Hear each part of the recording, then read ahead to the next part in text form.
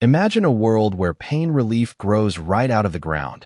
No prescriptions, no side effects, just nature's hidden pharmacy. You've probably never heard of these underground superflowers, but they've been used for centuries by healers who knew their power.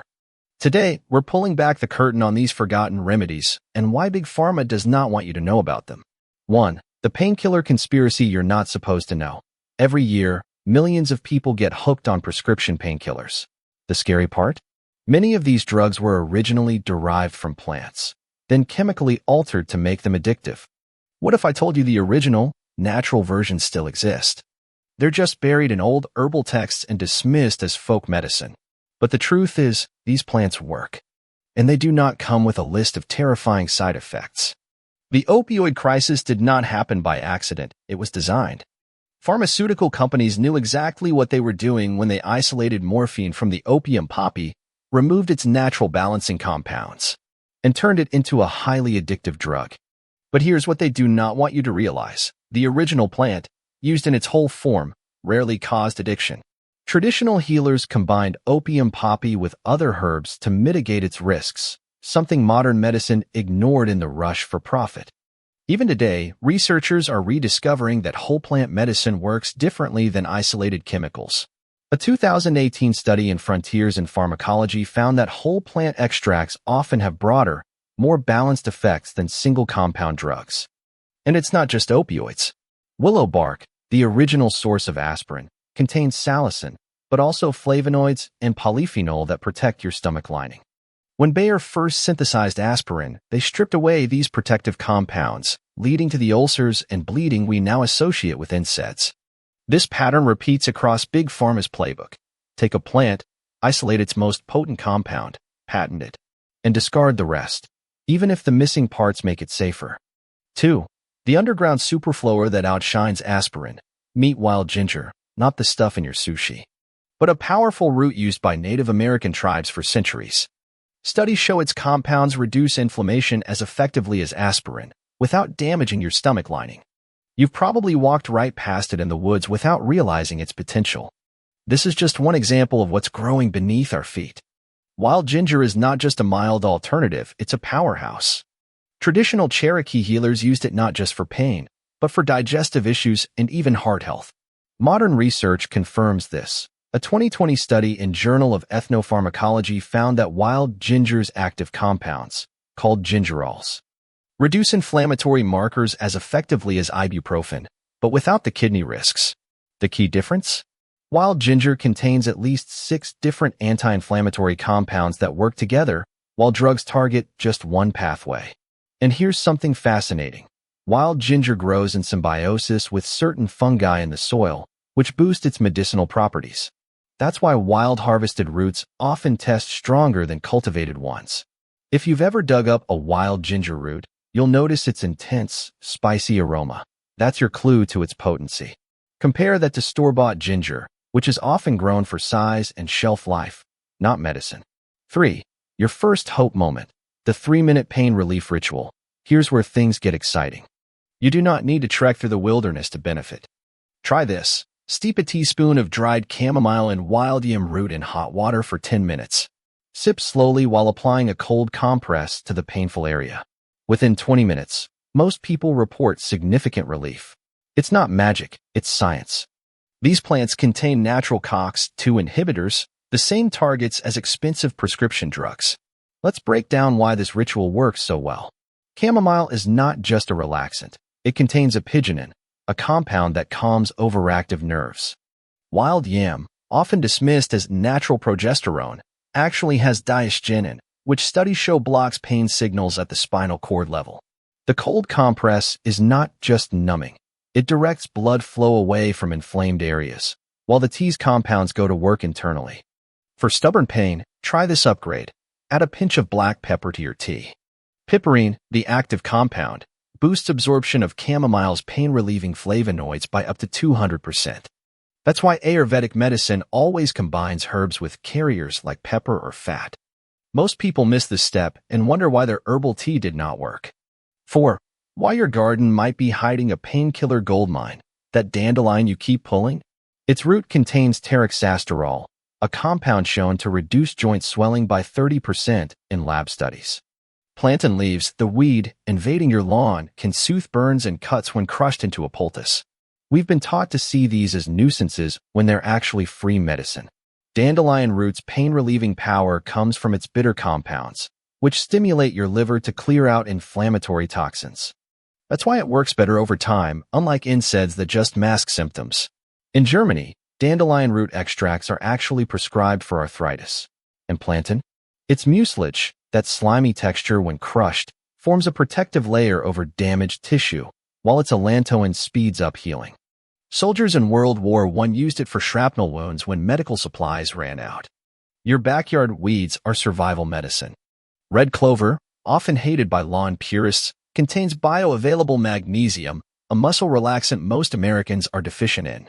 Even stinging nettle, which seems like an enemy, loses its sting when dried and makes a tea that rivals antihistamines for allergy-related joint pain. 5. The dark reason these remedies were erased from history.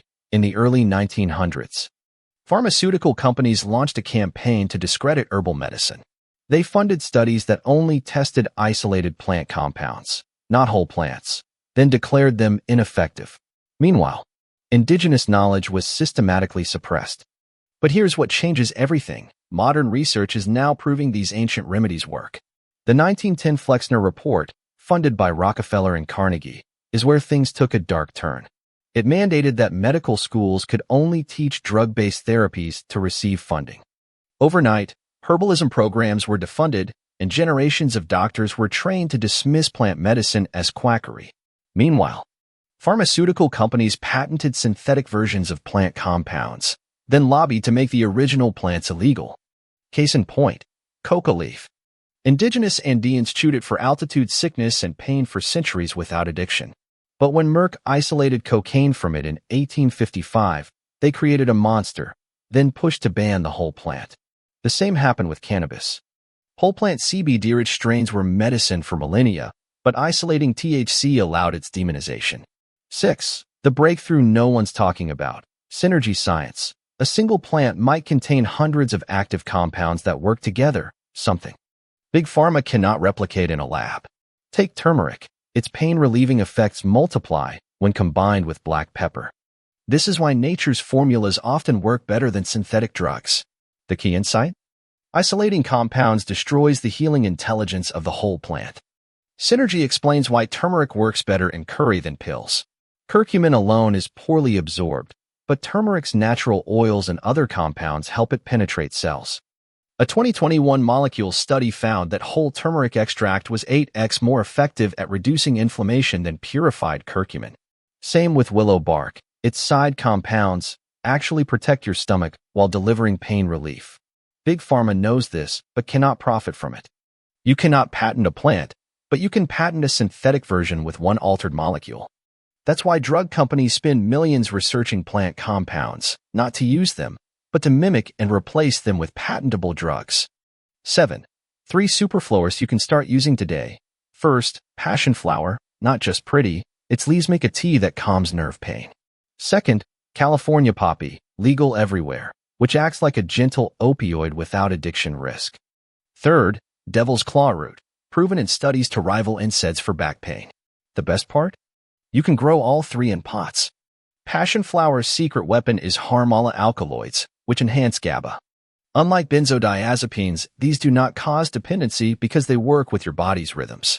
California poppy's magic lies in its ability to calm nerve pain without depressing respiration, a deadly risk with opioids. And devil's claw? Its harpagicides block inflammatory cytokines at the genetic level, according to a 2019 phytomedicine study. Pro tip: grow these in terracotta pots. Their roots need stress, slightly cramped conditions to produce maximum medicine. Over-fertilized plants make more leaves but weaker medicine. 8.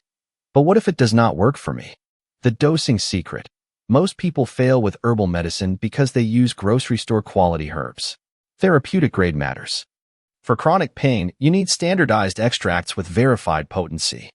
A teaspoon of weak tea will not cut it, but 500 milligrams of properly prepared extract might change everything. Therapeutic grade means third-party testing for active compounds. For Devil's Claw, look for extract standardized to 2% harpagicides. Passion flower should contain at least 0.8% Vitexin. These numbers matter. A 2022 analysis found that 70% of commercial herbal teas contained less than 20% of their labeled potency. Dosing is also time-sensitive. Chronic pain responds best to steady levels. Take small doses 3-4x/day rather than one big dose. Your body processes plant compounds differently than synthetic drugs. 9. How to forage safely. Rule 1. Never eat anything you have not positively identified. Start with easy wins like plantain or chamomile, hard to confuse with dangerous lookalikes. Better yet, buy from reputable wildcrafters until you learn. Your local herbalist likely knows secret patches of these superflowers. Foraging Rule 2. Harvest at peak potency. Wild ginger's medicinals peak just before flowering. Dandelion roots are strongest in fall when they pull nutrients underground. Most beginners fail by picking at the wrong time. Start with urban foraging. Plantain growing through sidewalk cracks is usually safe. Use apps like iNaturalist to confirm IDs and always cross-check with a regional field guide. 10. The future of pain relief is growing in your backyard. Imagine a world where medicine is not locked behind pharmacy counters, but flourishes in community gardens. Where pain relief does not bankrupt you or destroy your liver. This is not some hippie fantasy. It's the way humans healed for millennia. And with the right knowledge, it can be your reality today. Now I want to hear from you. Have you ever tried an herbal remedy that shocked you with its effectiveness? Or maybe you're skeptical. Drop your thoughts in the comments. And if you found this eye-opening, share it with someone who's tired of choosing between pain and side effects. The more people know about these alternatives, the harder it becomes to keep them buried.